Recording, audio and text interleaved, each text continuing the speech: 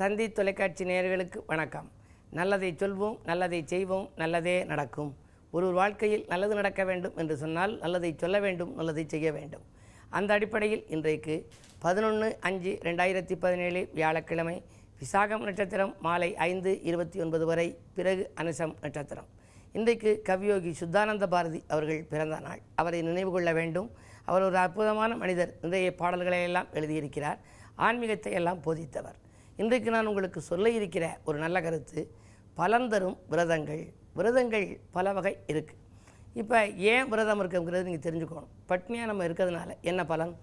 நம்ம உடம்பை நாமே வருத்திக்கிறோம். இறைவன் முன்னிலையிலே நாம் ஏதாவது சொல்லி கோரிக்கைகள் நிறைவேற வேண்டும் அப்படின்னு சொல்லி நம்ம உண்ணாவிரதம் இருந்து அதற்காக அந்த இறைவனிடம் நீ இதை செய் அதை செய் என்றெல்லாம் கேட்கிறோம். இப்படி இருப்பதனாலே என்ன பலன்?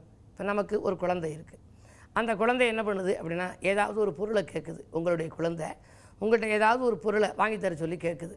நீங்கள் அதை நான் கொடுக்கலை அப்படின்னு சொல்கிறீங்க. கொடுக்க மறுத்தீங்க அப்படின்னா அது உடனடியாக என்ன செய்யும்? கொஞ்சம் நேரம் அழுகும். அதுக்கப்புறம் எதை கொடுத்தாலும் சாப்பிடாது. சாப்பிடாமல் அடம் பண்ணிக்கிட்டே இருக்கும். சரி, இவ்வளவு அடம் பிடிக்குதே, என்ன செய்கிறது அப்படின்னு சொல்லிட்டு அதுக்கப்புறம் அதை கொஞ்சம் சரி செஞ்சு தட்டி கொடுத்து ஏதாவது நம்ம அதனுடைய கேட்ட பொருளை கையில் கொடுத்துட்டோம் அப்படின்னா அது சந்தோஷப்படும், அழுகையை நிறுத்தும். அது வரைக்கும் சில பிள்ளைகள் அழுதுகிட்டே இருக்கும். சாப்பிடவே சாப்பிடாது, வேண்டாம் போ அப்படின்னு சொல்லிடும்.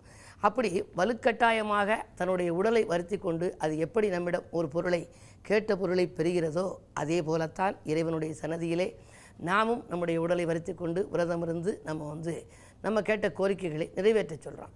அதற்காக முடியாதவர்களெல்லாம் விரதம் இருக்க வேண்டும் என்று கட்டாயம் இல்லை. நாளும் கோளும் நலிந்தோர்க்கு இல்லை. வயதாயிருச்சு, ரொம்ப வயதாயிருச்சு, சுகர் பேஷண்டாக இருக்கார், இப்படி இருக்கார், அப்படி இருக்கார், குறிப்பிட்ட நேரத்தில் சாப்பிடணும் அப்படிங்கிறவரெல்லாம் விரதம் இருக்க வேண்டியதில்லை. மனதில் நினைத்து கொண்டாலே போதும், இறைவன் உங்களுக்கு அருள் கொடுப்பார். பொதுவாக விரதம் என்பவர் இருக்க முடிந்தவர்கள் இருக்கலாம். சில பேர் இலை போட்டு சாப்பிட்டாதான் அது விரதம், நாங்கள் இன்றைக்கி விரதம் இலை போட்டு தான் சாப்பிடுவோம் அப்படிம்பாங்க. சில பேர் காலையில் மட்டும்தான் நாங்கள் சாப்பிட்றது அப்படிம்பாங்க.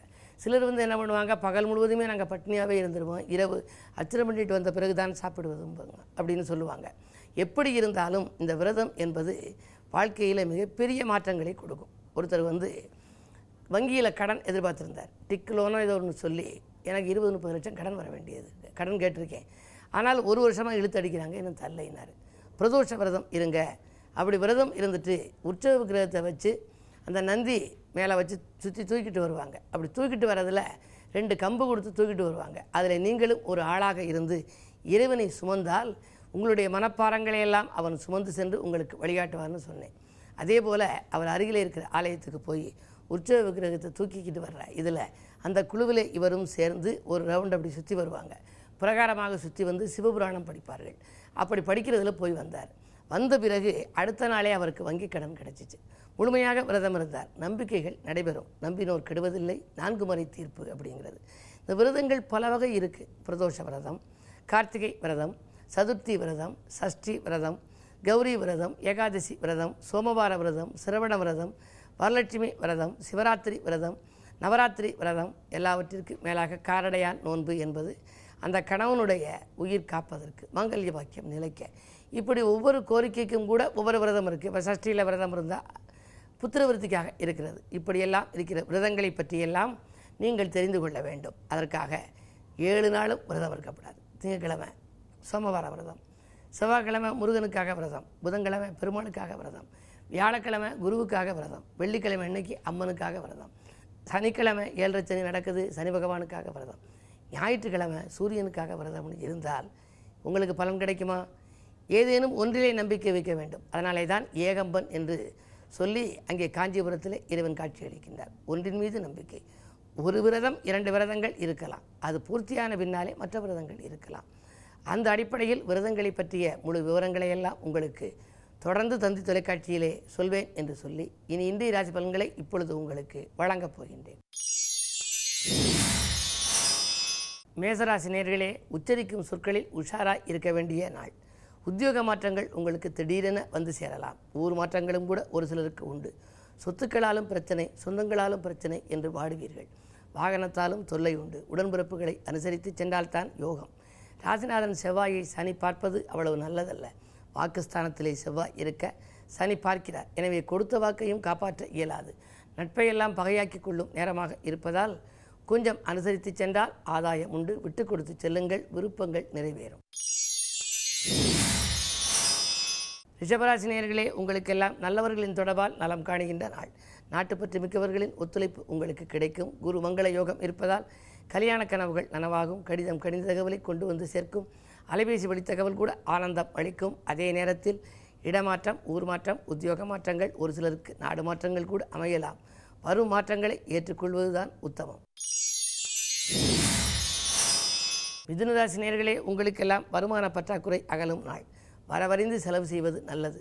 ராசிநாதன் லாபஸ்தானத்தில் இருந்தாலும் கூட அவருக்கு உடன் இருப்பது சூரிய பகவான். புத ஆதித்ய யோகம் இருக்கிறது. 3க்கு அதிபதி 11இல் இருப்பதால் இளைய சகோதரத்தோடு இணக்கம் ஏற்படும். அதனால் விரயங்களும் உங்களுக்கு உண்டு. 12இல் செவ்வாய் இருக்கிறார். சொத்துக்கள் விரயமாகலாம். வாங்கிய சொத்தை விற்றுவிட்டோமே என்று கூட நீங்கள் கவலைப்படுவீர்கள். இருந்தாலும் அந்த விற்பனையின் மூலம் வரும் தொகை உங்கள் தொழிலை பெருக்குவதற்கோ அல்லது ஒரு நல்ல காரியத்திற்கு உபயோகப்படுத்தவோ ஆகும். அதே நேரத்தில் கேது பலம் 9இல் இருக்கிறது. எனவே பெற்றோர்களுடைய பிரியம் குறையலாம். நீங்கள் பெற்றோர்களையும் அருகில் இருப்பவர்களையும் அனுசரித்துக் கொள்வதுதான் நல்லது. கடகராசி நேயர்களே, உங்களுக்கு ஆதாயம் தரும் தகவலில் அக்கறை காட்டுகின்ற நாள். அலுவலக பணிகள் துரிதமாக முடியும். 2இலே ராகு இருப்பதால் செல்வ நிலை உயரும். தொழில் முன்னேற்றம் உண்டு. சுபகாரிய பேச்சுக்கள் கூட நல்ல முடிவுக்கு வரலாம். வாங்கல் கொடுக்கல்களையெல்லாம் ஒழுங்கு செய்து கொள்வீர்கள். வாகனங்கள் புதிதாக வாங்க பதிவு செய்திருந்தால் அது வருவதற்கான அறிகுறிகள் தென்படும். நல்ல எண் ஆதிக்கத்தில் வாங்குவது நல்லது. சிம்மராசி நேயர்களே, உங்களுக்கு ஜென்மராகு 7இலே கேது. ஏற்றமும் இரக்கமும் வந்து கொண்டே இருக்கும். இந்த ராகு கேதுக்களின் பயிற்சிக்குள்ளாக நீங்கள் நாகசாந்தி பரிகாரங்களை செய்வது நல்லது. யோக பலம் பெற்ற நாளிலே ராகு கேதுகளுக்குரிய ஆலயத்திற்கு சென்று உங்களுக்கு அனுகூலம் தரும் ஆலயத்தை தேர்ந்தெடுத்து அங்கு சென்று நாகசாந்தி பரிகாரங்களை செய்து கொண்டால் வளர்ச்சியில் தளர்ச்சி ஏற்படாது. அது மட்டுமல்ல, வருமான பெருக்கமும் ஏற்படும். தடைப்பட்ட காரியங்கள் கூட தானாக நடைபெறும் சூழ்நிலை உண்டு. கன்னிராசி நேயர்களே, உங்களுக்கெல்லாம் விடாமுயற்சிக்கு வெற்றி கிட்டும் நாள். வீடு மாற்ற சிந்தனைகள் மேலோங்கும். குரு சுக்கிர பார்வை இருப்பதால் திட்டமிடாது செய்யும் காரியங்களிலும் வெற்றி உண்டு. திறமை மிக்கவர்கள் உங்களுக்கு பின்னணியாக இருந்து உதவிக்கரம் நீட்டுவார்கள். எதிரிகளின் தொல்லை குறையும். வருங்கால நலங்கருதி தீட்டிய திட்டங்கள் வெற்றி பெறும். துலாம் ராசி நேயர்களே, உங்களுக்கெல்லாம் சந்திரபலம் நன்றாக இருப்பதால் கொடுத்த வாக்கை காப்பாற்றும் நாள். கொள்கை பிடிப்போடு செயல்படுவீர்கள். குடும்பத்தினரின் எண்ணங்களை எல்லாம் பூர்த்தி செய்வீர்கள். வாங்கல் கொடுக்கல்கள் ஒழுங்காகும். வாகன பழுதுகளால் வாட்டம் கண்ட நீங்கள் பழைய வாகனங்களை கொடுத்துவிட்டு புதிய வாகனங்கள் வாங்குவதில் ஆர்வம் காட்டுவீர்கள். மாற்று மருத்துவத்தால் உடல்நலமும் சீராகும். விருச்சிக ராசி நேயர்களே, பொதுநலத்தில் ஈடுபட்டு புகழ் குவிக்கும் நாள். இன்றைக்கு பொருளாதார முன்னேற்றம் அதிகரிக்கும். வெற்றிகள் வீடு தேடி வர நண்பர்கள் வழிவகுத்து கொடுப்பார்கள். ஆரோக்கிய தொல்லைகள் அகலும். திருமண முயற்சிகளிலும் சரி, வேறு ஏதேனும் புது முயற்சிகள் செய்திருந்தாலும் அந்த முயற்சிகளில் உங்களுக்கு அனுகூலம் கிடைக்கின்ற நாள் இந்த நாள். நாளிலே கேது இருப்பதால் தாயின் உடல்நலத்தில் கொஞ்சம் கவனம் தேவை. இன்றைக்கு வியாழக்கிழமை என்பதால் குருவை வழிபட்டு குதூகலத்தை வரவழைத்துக் கொள்ளுங்கள். தனுசு ராசி நேயர்களே, உங்களுக்கெல்லாம் இன்றைக்கு வரம்பு மீறி பேசுவதால் வாய்ப்புகள் கை நழுவி செல்லும் நாள். 7வது திணையில் விரயச்சனி. எனவே விரயங்கள் கூடுதலாக இருக்கும். வருமானம் 1 மடங்கு வந்தால் விரயம் 2 மடங்காக ஆகலாம். எதையும் ஒரு முறைக்கு பல முறை செய்வது மட்டுமல்ல, குடும்ப பெரியவர்களை கலந்து ஆலோசித்து செய்வது நல்லது.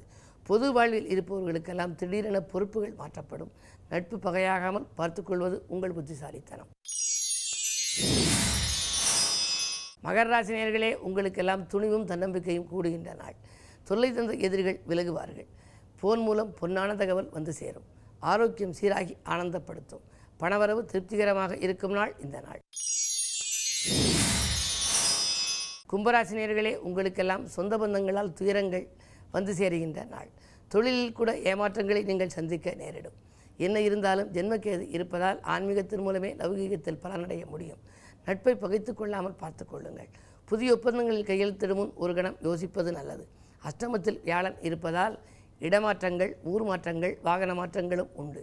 நீங்கள் செய்ய நினைத்த மாற்றங்களை சுயஜாதக அடிப்படையில் ஒரு முறை ஆராய்ந்து பலன் தரும் நேரம்தானா என்பதை பார்த்து கொண்டு செய்வது நல்லது. அது மட்டுமல்ல, தொழிலில் புதிய பங்குதாரர்கள் வந்து இணையும் வாய்ப்பும் உண்டு. மீனராசி நேயர்களே, உங்களுக்கு சந்திராஷ்டமம்.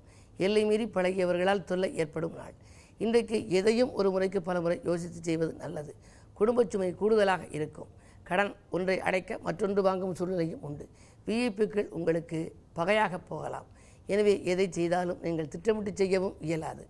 அதிகாரிகளாலும் அல்லல்கள் ஏற்படும். இன்றைக்கு இந்த நாளை இனிய நாளாக அமைத்துக்கொள்ள குருவாரம் என்பதால் குரு தட்சிணாமூர்த்தியை வழிபடுவது உகந்தது. மேலும் விவரங்கள் அறிய தினத்தந்தி படியுங்கள்.